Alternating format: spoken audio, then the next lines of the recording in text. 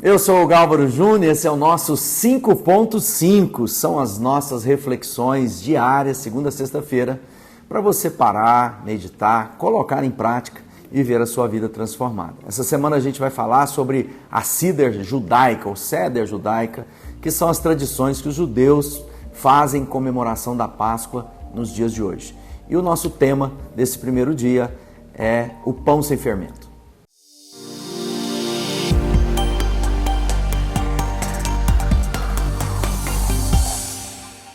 Bom, falando sobre pão sem fermento, né, é algo extremamente importante na celebração judaica, porque fala de uma postura de preparação para a Páscoa. É interessante que nas tradições judaicas, todas as vezes que a gente for estudar, né, as tradições judaicas, é importante, eu quero reforçar isso, que toda a leitura dessas práticas sejam feitas a partir do Novo Testamento, não apenas como muita gente imagina, a gente trazer práticas, rituais, da antiga aliança para os nossos dias. Não é nada disso. É olhando para aquilo que são as sombras da antiga aliança, a gente percebe o verdadeiro Cordeiro Pascal, que é Jesus Cristo, nosso Senhor.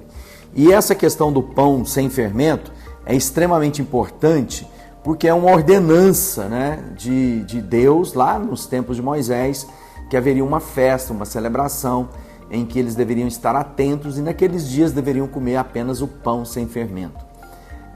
O fermento na palavra de Deus, na sua grande maioria das vezes, né, ele se atribui ao fermento a questão da contaminação. Porque qual é a função do fermento? Ele leveda a massa, ou seja, ele apodrece a massa. Então, quando a gente coloca uma porção de fermento numa massa, ela incha, ela cresce e ela já está em processo de levedura, de apodrecimento, né? Então o alimento cria ar dentro da massa, por isso que às vezes a gente pega esse pão, fica mais fofinho, a rosca, a broa, né? E o pão sem fermento não, ele é farinha e água.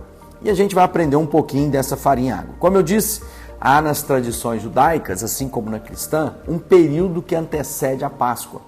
E esse período é o período de preparação para o momento da Páscoa, da celebração que Deus diz que deve ser feita anualmente como uma referência perpétua para todos nós. No judaísmo, eles observam uma festa que vai do Purim, ou seja, de uma festa que marca o livramento do povo lá na época da Pérsia, e vai até o dia de Páscoa. No cristianismo, as tradições, principalmente vindo da Igreja Católica e algumas igrejas reformadas, luterana, anglicana e alguns segmentos de outras denominações, observam a quaresma. Essa quaresma tem como objetivo de quê? Preparar o meu coração, assim como os 30 dias do judeu.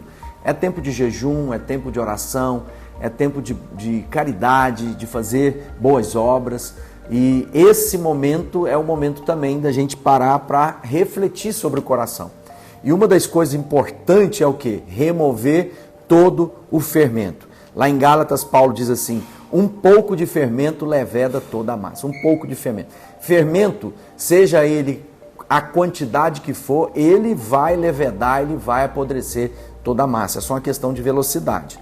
E eu quero parar para a gente meditar hoje para dizer o seguinte, Paulo lá em Coríntios diz assim, vocês não sabem que um pouco de fermento faz toda a massa ficar fermentada? Livrem do fermento velho para que sejam massa nova sem fermento, como realmente são. Nosso Cordeiro Pascal Cristo, foi sacrificado, por isso celebremos a festa não com o fermento velho, nem com o fermento da maldade, da perversidade, mas com pães sem fermento, os pães da sinceridade. Ou seja, ele está falando sobre esquadrinhar nosso coração. O judeu, o que ele faz? Ele limpa toda a casa, ele procura qualquer coisa que tenha fermento, que tenha tocado no fermento, por isso toda a casa lavada, desde tapete, roupas, eletrodoméstico, panelas, utensílios, geladeira, micro-ondas, para que aquilo fique claro que a gente tem que ser implacável para remover da nossa vida todo o fermento. Ou seja, uma pequena porção de fermento vai fazer com que toda a sua vida seja contaminada.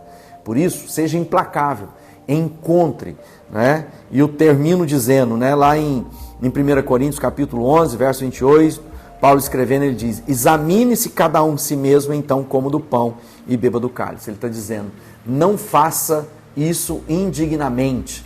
Ele fala para mim e para você, preste atenção, se há alguma raiz de amargura, orgulho, vaidade, pecado que precisa se remover.